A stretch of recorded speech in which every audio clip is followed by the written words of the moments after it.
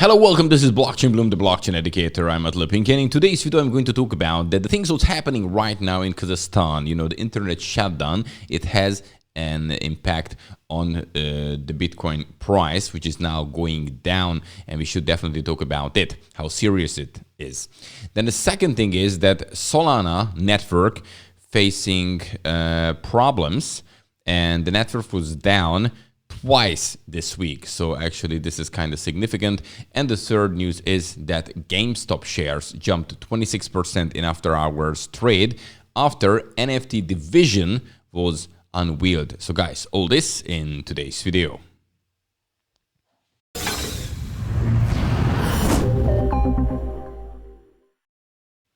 And if you would like to get the daily fresh cryptocurrency and blockchain news, simply just subscribe to this YouTube channel, Blockchain Bloom. You know, subscribe button, all. That's the old things you have to click, and then you're getting the notifications as soon as a new video is out. And I'm putting these videos here on YouTube every weekday to keeping you up to date. Check out the links under this video, many useful ones, also a free course, how to start to invest in Bitcoin and other cryptocurrencies. And now, guys, let's have a look at the market where we can see that Bitcoin is actually down 0.5%. But in 7 days, 12%. Ethereum, it's down 2.5% in the last 24 hours, but 14% in 7 days.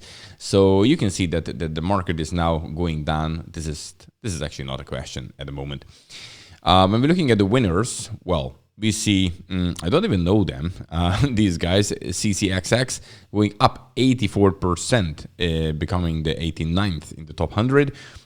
With this, Cosmos is going up actually 20%, Harmony 16%, despite of these price drops what we're experiencing right now in Bitcoin and Ethereum. And also, if you're looking at the market dominance, then you can see that actually Bitcoin's market dominance, it's under 40%. So actually, it looks like that the alts, Ethereum and all the others, are getting some percentage for themselves. When we're looking at the losers, as you do have losers, but not big ones, like Solana, as I'm going to talk about, its network problem, which, you know, it experienced twice network problems this week.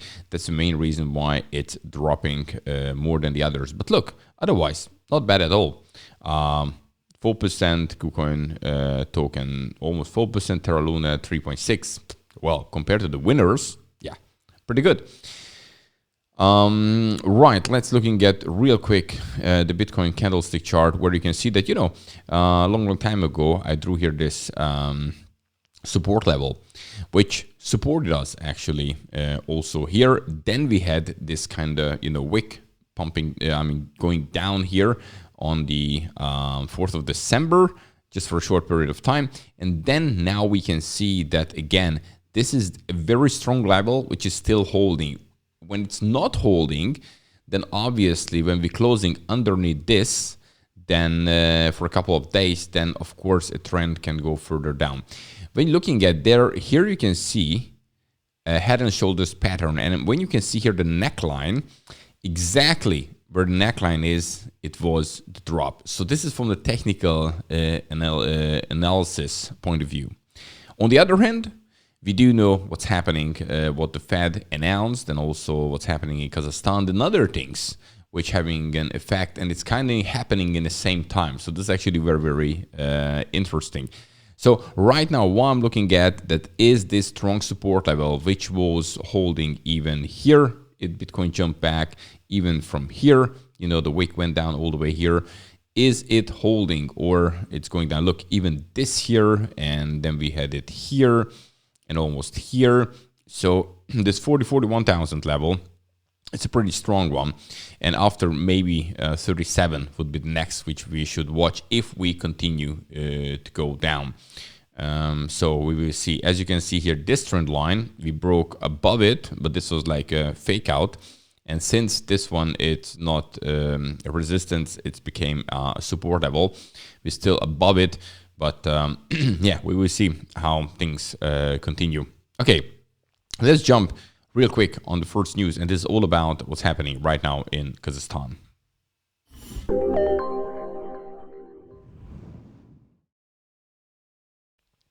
Yesterday I couldn't make a video here because I had a collaboration on my Hungarian channel, and I just didn't have time to do the English video.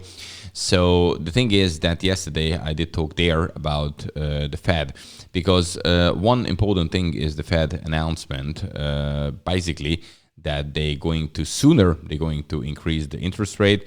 You know, this kind of tapering issue, that they stop buying. And the new thing is that actually they're going to, decrease their balance sheet. This is the aim, what they're aiming for. They did start it back in 2017 when it was around 4.4 trillion US dollar. But then actually COVID happened, and the whole thing was messed up, and then they have to print money and so on and so forth, and started the tapering. Now it's all the things are a little bit changing. So this had definitely, when you're looking at even the S&P 500, a bad influence on the stock market, which of course hit the crypto market as well. But the second thing, what is going on, is happening in Kazakhstan, where the internet was shut down, and the main problem is that the kind of big percentage of Bitcoin mining happening in Kazakhstan right now. So when you're looking at Cambridge here, I mean, the report or the analysis which is made by Cambridge, then you can see here that this is the share, evaluation of country share of Bitcoin mining. This yellow one was mainland China. It's out of the game, And since that, the whole thing was restructured. And then the United States became the biggest. But actually, the second biggest, when you're looking at here, is, there we go, Kazakhstan. So when you look the evaluation of the country share, it's 18.1%. And when you're looking at the evaluation of the network hash rate, then Kazakhstan, where is Kazakhstan? Oh, come on, man. So here you go. It's 21.9%. So you can see that it's the second biggest in both after the United States. So back to the news. When it was announced, because the protest going on in Kazakhstan, and the reaction was then to stop the protesters to communicate and everything, they shut down the internet to slow down this whole kind of thing, what's going on, the violence and everything over there. But of course, this kind of blackout have spread further, and as I just said here, the article is saying that the nation became the world's second largest center of Bitcoin mining after the United States. And, this was this Cambridge Center of Alternative Finance report. And, the hash rate, because of this internet shutdown over there, the Bitcoin hash rate dropped 14% from Tuesday to Thursday. So actually, this is a drop which we're experiencing, and this definitely has an impact on Bitcoin price. But guys, just think about it. Now we're talking about like 20% in Kazakhstan, and what was back in China, it was like 65%. And from one day to another, the miners had to stop there. The hash rate dropped significantly, much more than now, obviously, because 65% was China. And guess what? They came back. So it's not forever. Okay, so this is a temporary thing when they solve this kind of issue, or even if they don't solve it, the Bitcoin miners will find their places sooner or later. So this is not because Bitcoin is bad or something like that. This is simply just which this kind of action, what's happening in Kazakhstan, had an impact on Bitcoin mining, Bitcoin hash rate, and therefore the Bitcoin price. The Fed issue is a different kind of thing, because this has an impact on investing behaviors, not just like obviously crypto market, but also when we're looking at the stock market and other things. So this is another issue. This Kazakhstan one, this can be fixed definitely sooner. Right. Okay. Let's move on to the third news. It's all about Solana and Solana's problems, which is facing problems this week.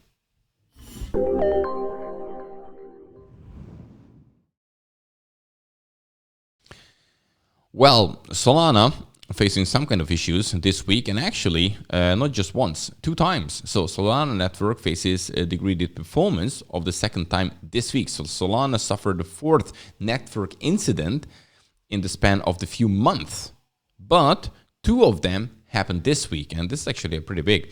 So as a result, the network capacity, which was originally advertised, to be 50,000 transactions per second, was reduced to several thousands. And Solana cited this as a reason why users experience failed transaction, and added that its developers are already working and fix this issue. Many speculated, actually, that the Tuesday incident was due to a distributed denial of service attack. But Solana co-founder said on Twitter that no, and saying that it's just the pain of getting the new routine commercialized. And of course, there are people who are saying that actually Solana is not going in the right direction. It even is just a big hype around it. For example, here we have the Cyber Capital Investment Office chief, who is Justin Bones, expressed his disapproval with Solana and published a series of tweets. And in those tweets, he actually said the reasons why he's not supporting the network. So Bones claims that Solana is consistently displaying a pattern of bad behavior and prioritizing attracting ignorant investors over good blockchain design. So they're not focusing on blockchain design, they just really want investors here. Bones also criticized the security of the network, mentioning that the DDoS attacks, which I just mentioned, are not the only concern. He said that the DDoS can be combined with a 51% attack. And with this, he claims that the attackers can temporarily gain proportional stake control over the network by attacking other stakeholders. So he has a couple of concerns, and he is not the only one. Guys, it's very important that these kind of layer solutions, kind of Ethereum killers, they kind of new. We have here Cardano, we have here Cosmos, Solana, Avalanche, Polkadot, you name it.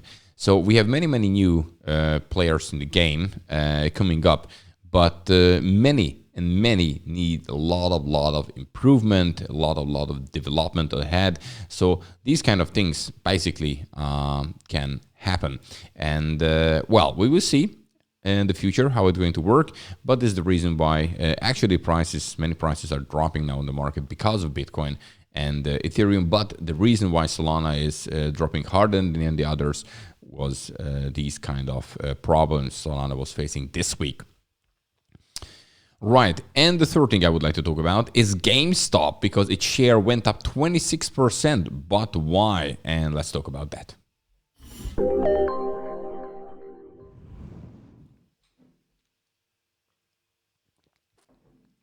So GameStop share went up 26%, and here we go. It happened after hours trade after NFT division unveiled. So GameStop has reportedly hired 20 members for this new NFT division, and in close to securing partnership with 2 crypto firms for NFT game development. So a clear sign that they're going into this NFT direction, which is definitely a hype now. So the US retail game store Giant has been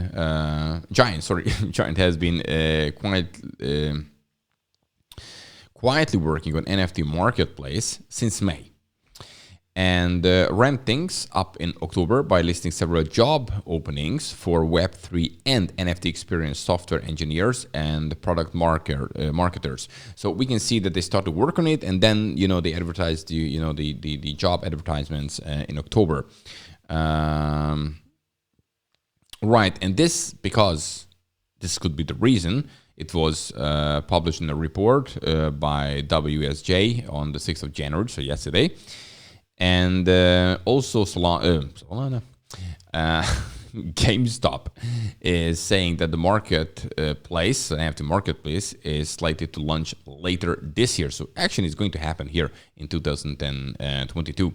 But there are others, they saying this wasn't the reason of the price jump. Here's another quote. Sorry, but I don't believe the movement in price after hours has to do with WSJ posting about GameStop NFT market. I think something else is happening, and this article was put out to give the NFT market as the scapegoat for the price increase. So some people speculating that something else is behind the scenes.